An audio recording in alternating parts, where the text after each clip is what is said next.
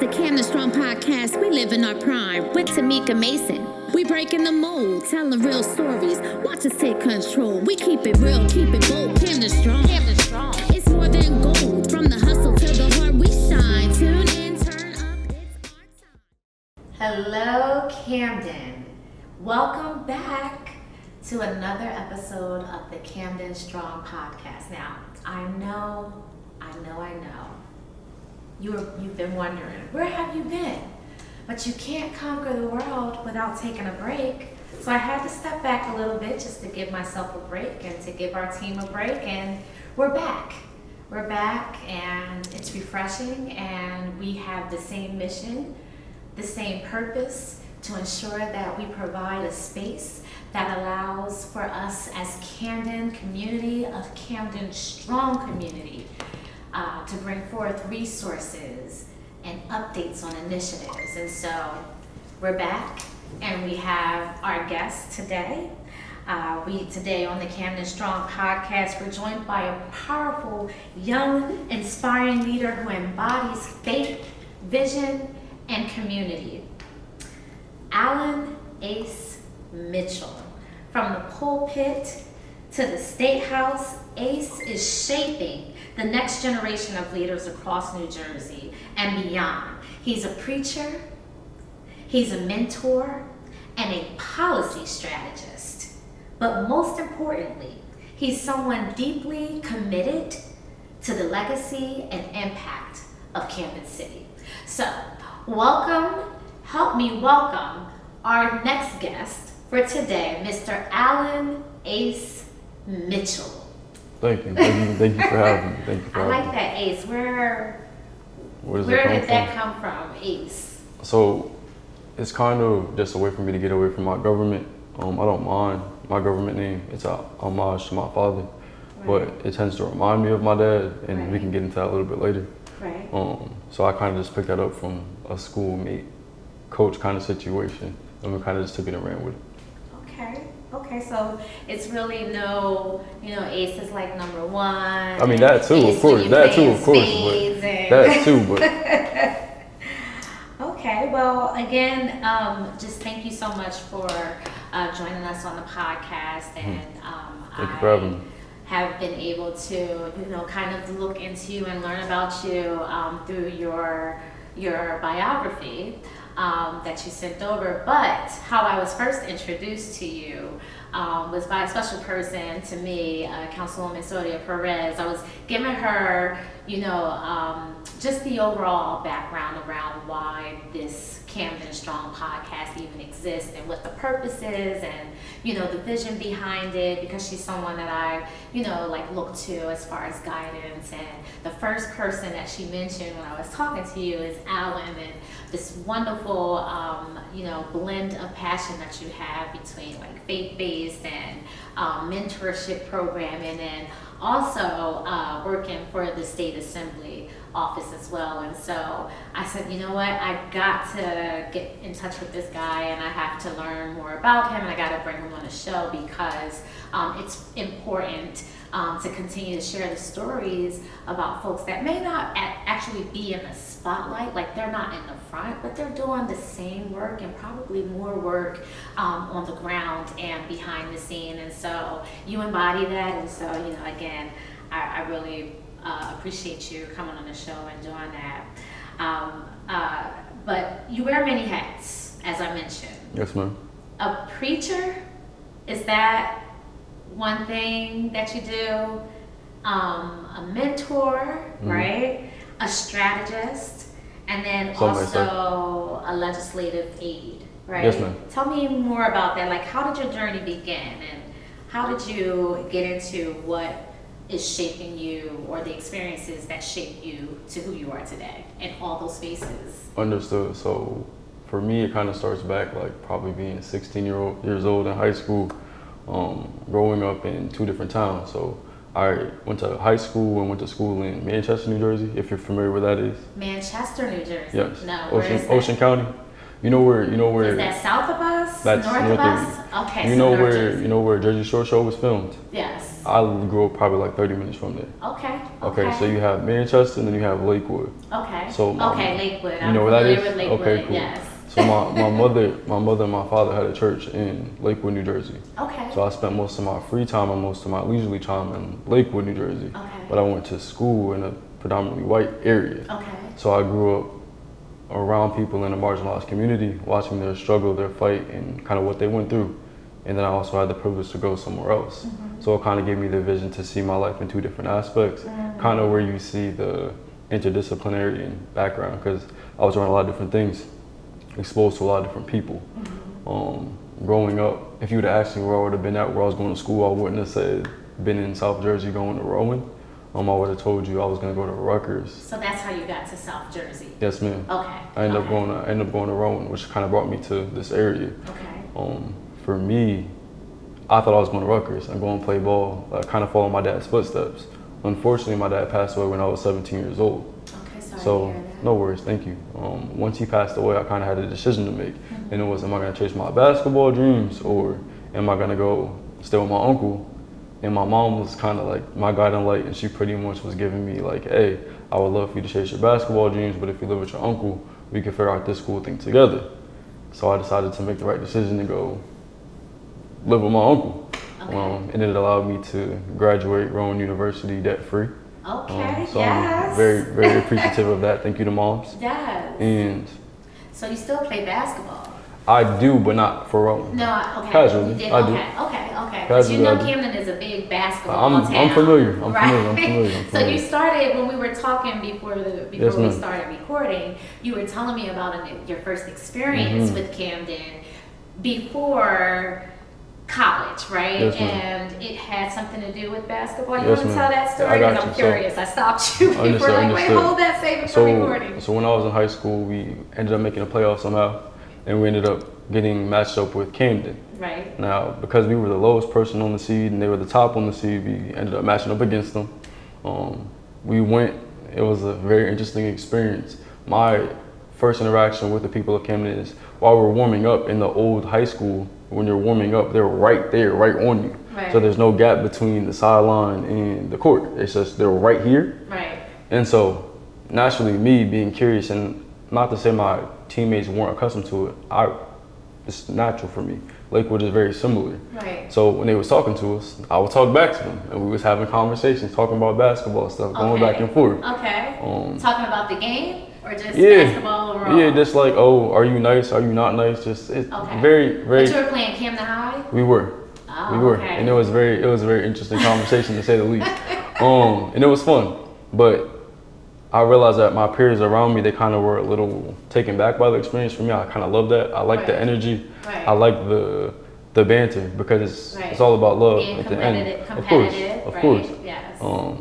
Yeah, my coach, he ended up talking to somebody. What year was that?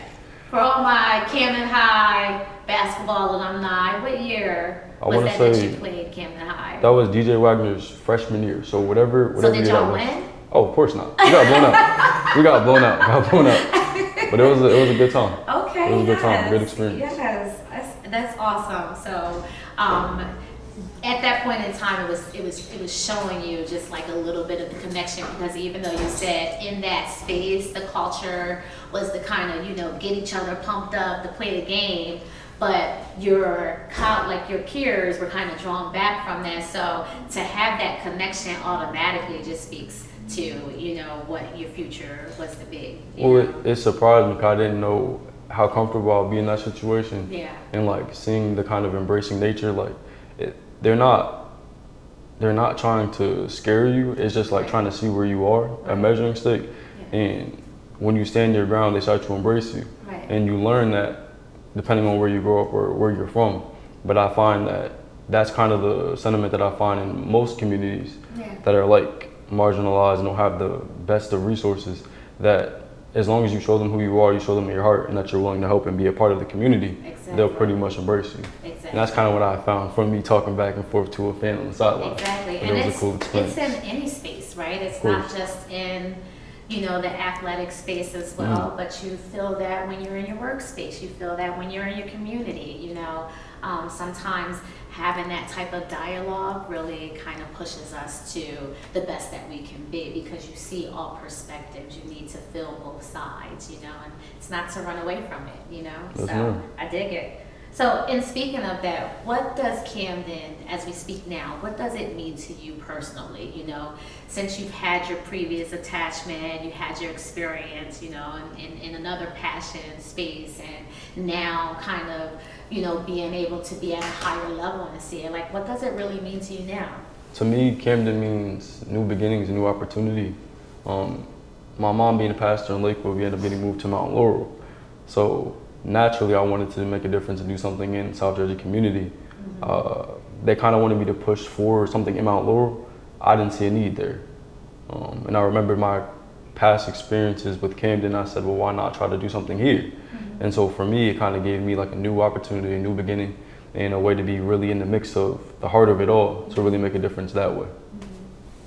That's amazing. That's really amazing. And then to be, like, how old are you, if you don't mind me asking? I'm 22 years old. So again, it's really important because you are the future, you know, like the folks that are in or leading our communities, that's leading us on local, state, even federally, they're not going to be there for forever. So it's just really amazing to see, you know, such a young man and being able to have this perspective, and then just the passion to be able to help, you know, to move us forward. And this is what we need. It's generational, you know, and That's so, right. you know, I kudos to you for being so young and being, you know, really vested in community, in our community, as you spoke about, and not being marginalized. So in speaking about youth and it being generational and it being of the future, you know, the youth is our future. I have to say that Camden's youth are some of the most talented and determined in the state of New Jersey, but they also face real challenges. And you spoke about this a little bit earlier. How is your work with the Future King, and we'll get into your nonprofit, and then what you do at the state level, how does that tap into Camden's youth potential?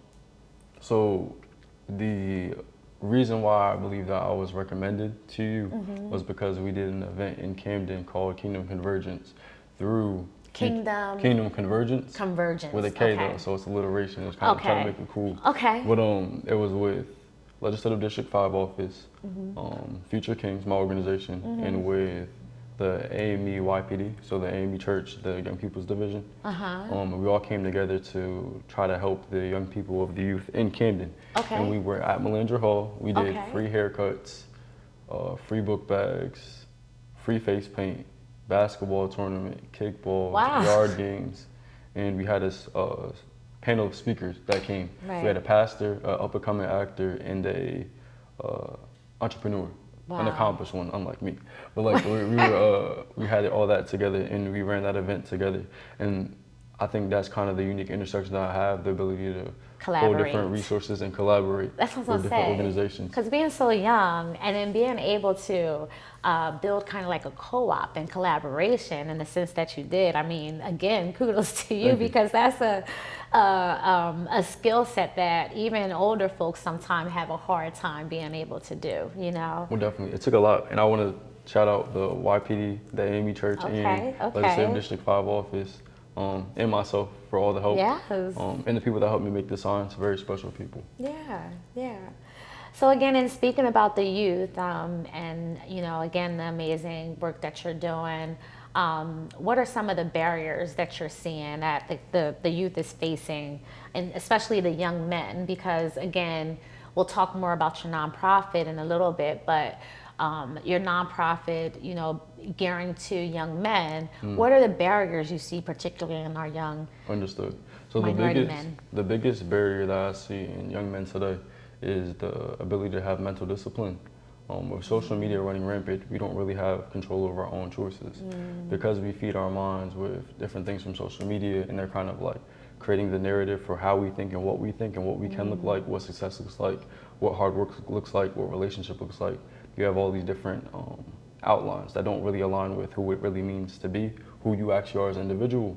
I think that's kind of the biggest struggle that we have, the biggest barrier that we have as young men, not really having that example or unique examples that are positive in front of us on a consistent basis. Yeah.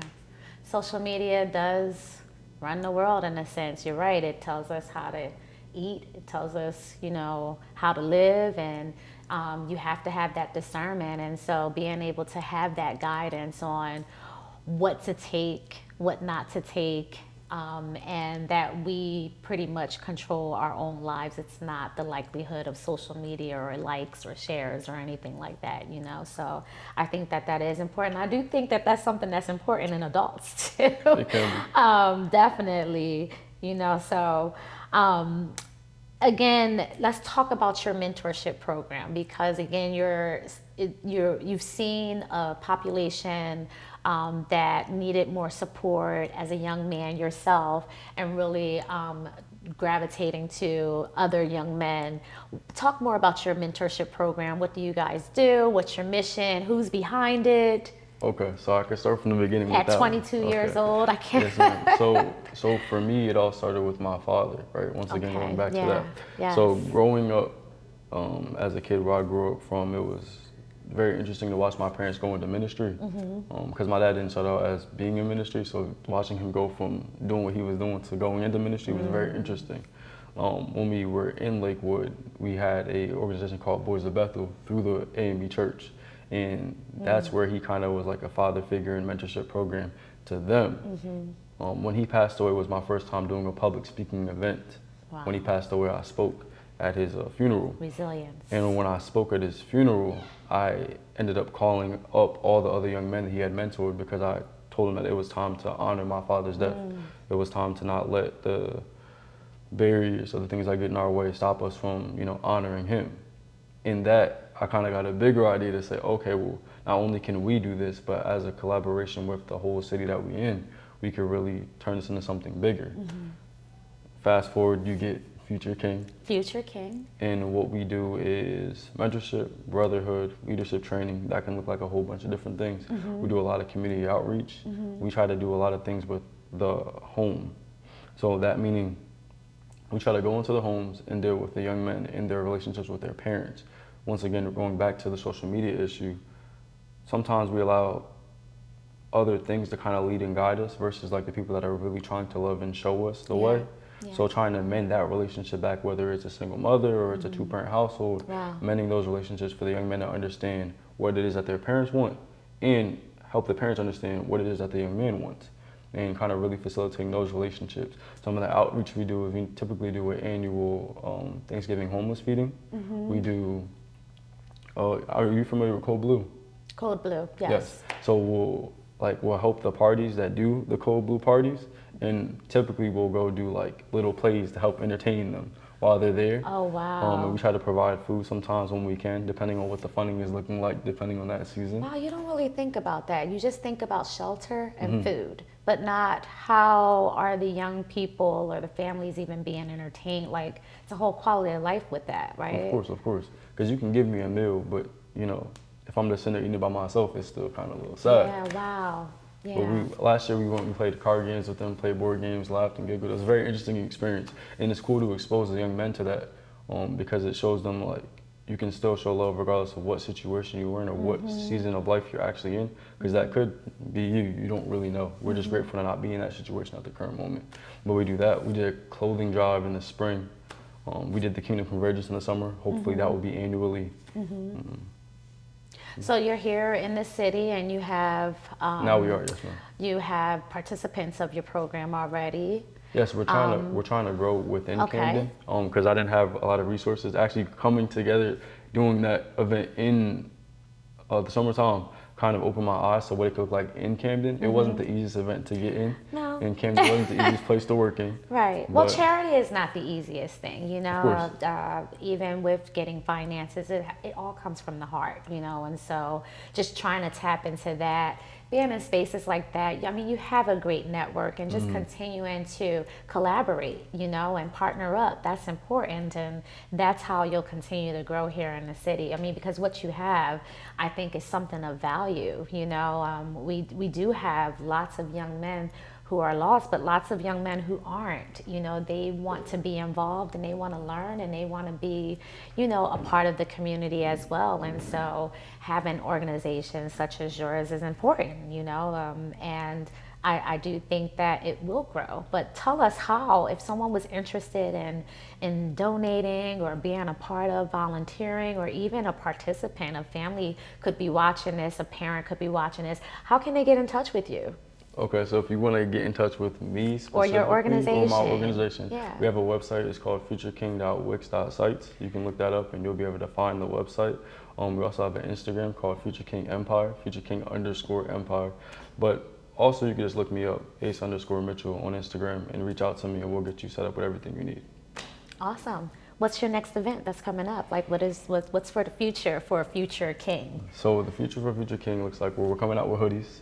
Oh, we're coming out with hoodies. That's our next big thing. We're coming out with hoodies. We have the t-shirts. Do you have like one of your mentees designing like what that hoodie is going to look like, or is it like, what is it going to? What's that hoodie going to look like? We had them approve it, but we didn't have them design it because there's some other semantics that go on with that. But we had them approve it. Okay. We had a third party come in and help us out. She does a really good job. Shout out to her. She's really great. Okay. But we're coming out with hoodies next, and then our next big event will be we're gonna try to combine homeless feeding with the toy drive for Christmas time. Okay. So we're trying to ramp everything up for that and kind of plan everything out for Christmas time and make sure that's all. Awesome. I would love to be a part of that. Of course. And, you know, I'll hold you to it. Yes. So let's jump into your policy and public service. Okay. Again, this is a young man with just a blend of different passions, and I can't say it enough. I really am admiring you right now, because you're 22 years old. You're even still attending school to get your master's as well? Yeah, I'm getting my MBA in entrepreneurship, my MSF in finance, and after that I'm planning on going to law school. But if you want to hire me, I might push that back depending on what the situation is. So what are you planning to do with all of your degrees? I want to go into in-house counsel. Okay. So I want to be legal representation for a big company, corporation, whoever wants to hire me. Maybe even get back to my roots and be a legal representation for a nonprofit organization. You never know what kind of happens, where God will take it. I think that'll help me within my walk with the ministry, because it's good to have your knowledge of like the legal field and the business aspect of ministry, because that's important. You see a lot of, well, we can't talk about that, but you see a lot of things. You see a lot of things happen on the back end that maybe shouldn't happen because they don't have the business acumen that they may need. Right. So making sure I'm fully equipped, and as well as no matter what you do, if you pass the bar and you can practice law, you can kind of represent who you want to represent. Right. And I kind of want that freedom, not only be able to represent myself, but to protect my family. Yes. That's probably like my biggest motivator for why I do what I do. Right. I want to be able to protect them physically, mentally, and spiritually. Exactly. So that's kind of what I'm thinking. That was one of my on my bucket list of careers, is going into law. Okay. So I don't know about that now, but again, as I said before, you can conquer the world. So whatever it is that you aspire, whether big or small, it's not one space that you have to be in, and you're a clear example of that. And it's something that I aspire as well. So again, working in the New Jersey General Assembly, how do you make sure that Camden's needs, or communities like Camden, and voices are heard at the state level? I think they do a really good job at having like a lot of accessibility. Like anyone could really call the office and have their concern heard. Okay. In fact, I work firsthand with that. If you call the office, you'll probably hear my voice. Okay. And I'll be talking to you directly about whatever your situation is, and we'll go through that process of how we can help you. Mm-hmm. We do have different office numbers, so you may end up hearing someone else's voice. Mm-hmm. But they do a really good job of being available, having people be able to reach out to you, and if you leave a message, they'll get back to you. Mm-hmm. So I think we do a good job of being able to receive help and give them help by being open and having the ability to receive those messages and have those calls, having those things in place to be able to receive whatever you guys need. I agree. I think that whole legislative office is accessible, Shout out and to they're the bar. on the ground. Okay, Yes, so ma'am. yes. So, what are some of the policy areas, whether it's in education or housing or economic development, which is all critical here in the city? But which of them do you believe are most critical to Camden's continued growth?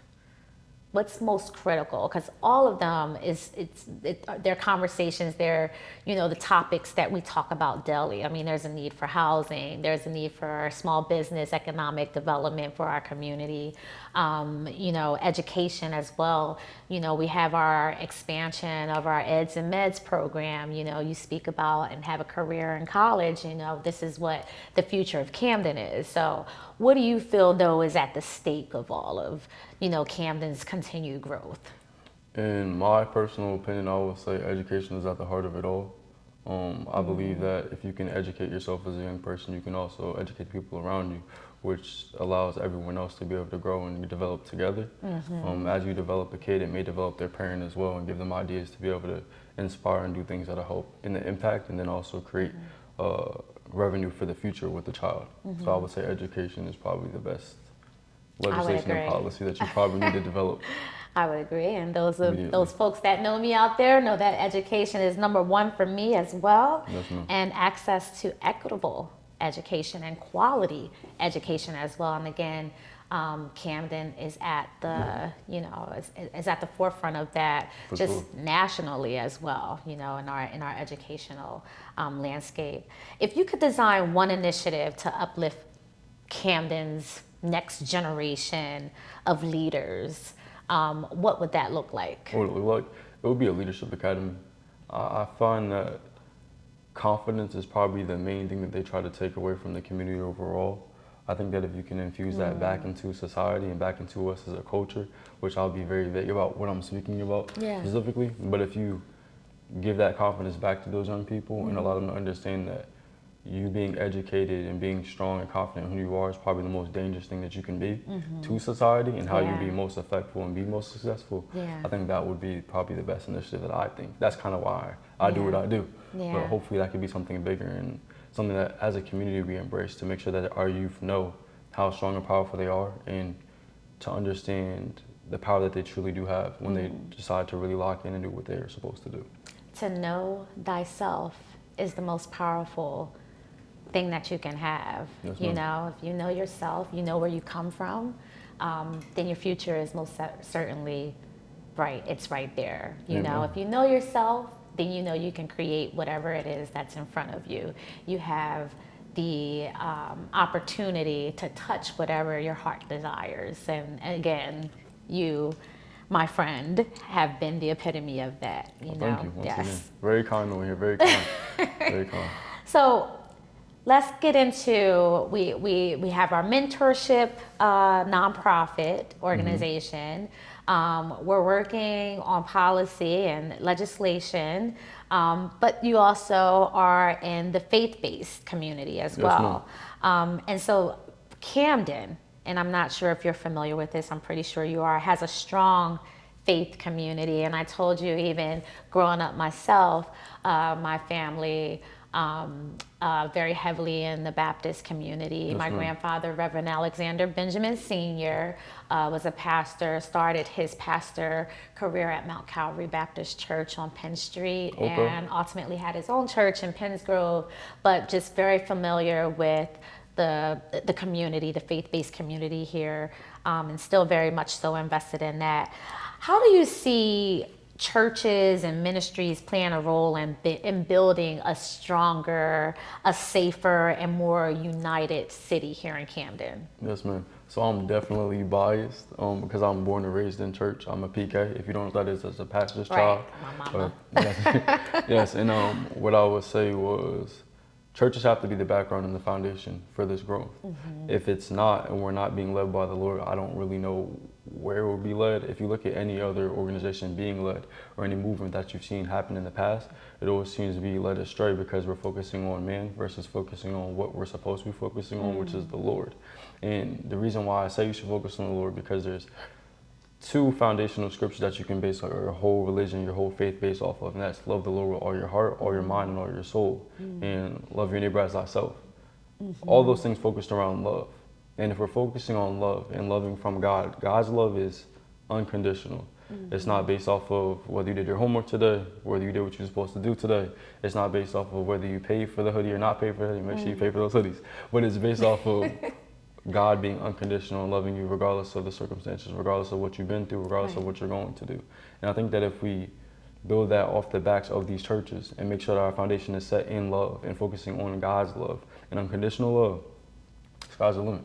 Yeah, absolutely. I agree. And I think, you know, we hear a lot of success stories.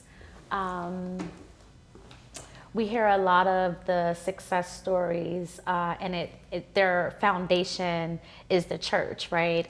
Public speaking, as you mentioned, different initiatives, just being able to have study sessions on the book of the word and what that means. I mean, it's just so much that we have found that the churches have started in who we are today. It's been the foundation, even just community and needs just within that building, you know, and then being able to go out and share the word and be able to go out and back in the day, my family had a singing group, and so they would go to the nursing homes. My grandfather was pastor, but after would go to the nursing homes, go to different events, and they would minister through music. And so again, from that, you know, my mother built the singing career, so to speak, and it kind of went over to me. I haven't done too much of singing, but all that to say is that a lot of our passion, the foundation starts from the church, you know, and I think it expands beyond the religion piece, right? Because it's not religion. Religion is something that you just constantly do. It's really at the stake of, or at the heart of, you know, community. It's a community, people who think alike, who share the same values, the same, you know, aspirations, and it expels from there, you know. And so again, I feel like most of our success stories, whether we see online or, you know, some of our favorite folks out there, what do you hear them speak about? The church. And I think that that's very true to today, you know, to our city. You often talk about legacy in the beginning. You spoke about your dad, you spoke about your mom, again, speak about family values. What kind of legacy do you hope your work leaves here in Camden? In Camden, I hope my body of work can serve as an example that anyone can do it. I don't believe myself to be special. No limits. Yes, ma'am. I believe anyone can achieve something if you truly put your mind to it. I just happen to be a person who's willing to do it, and anyone who wants to join me, we can do it together. Right. And I want that to be what my legacy is, that if you decide to put the work in, that you can be successful, and that it's possible to do, and you can watch me do it and be a part of the movement at the same time. That is pretty much my aspiration for my legacy. It's the same thing. I have a quote that I always use, is that there are no limits but the limits you put on yourself, right? If you say that you can't, you won't, right? If you say that you don't, you won't, you know, however it is. If you don't believe it, then you can't achieve it. And so the only limits are the limits that we put on ourselves. And that's exactly what I want to show the community, you know, is that if I want to do a podcast one day, I'm gonna do a podcast. If I want to do education this day, I'm gonna do education this day. If I want to go out in the community and just chill on the block with my community, my old friends, then I'm gonna do that. There are no limits, you know, and that's what we have to really set inside ourselves and set in our youth as well, that, you know, don't get bombarded by what society is saying or putting on you. You know, go to our foundations, go to our churches, go to our communities, go to where the footprints have always been, to really get and be fed so that you can lead in the future, you know, so. Well said. If you could speak directly to young people of Camden listening right now, what message would you want to leave them? I would say you can do it. Don't let what's around you distract you from your destiny. Allow your destiny to be yours. Allow your destiny to be forged by you.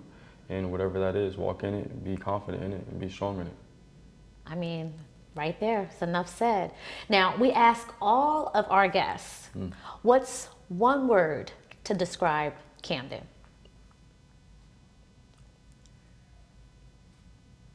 Passionate. Passionate. Passionate. There you go. Passionate.